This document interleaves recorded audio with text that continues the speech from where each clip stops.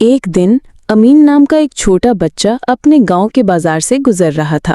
اس کے ہاتھ میں ایک تھیلا تھا جس میں اس کی ماں نے کچھ پیسے رکھے تھے تاکہ وہ گھر کے لیے کچھ سامان خرید سکے۔ راستے میں اسے زمین پر ایک بٹوا پڑا ملا۔ بٹوے میں بڑی رقم تھی اور ایک کارڈ جس پر کسی ویکتی کا نام اور پتہ لکھا تھا۔ امین نے ایک پل سوچا، کیا یہ پیسہ میرا ہو سکتا ہے؟ اگر میں کسی کو نہیں بتاؤں گا تو کسی کو پتہ بھی نہیں چلے گا۔ لیکن اسے ترنت نبی صلی اللہ علیہ وسلم کی شکشائیں یاد آ گئیں کہ ایمان کا ایک حصہ ہے کسی امانت کو اس کے اصلی مالک کو لوٹانا۔ امین نے طے کیا کہ وہ بٹوا اس کے اصلی مالک تک پہنچا دے گا۔ پتہ دیکھ کر وہ وہاں پہنچا۔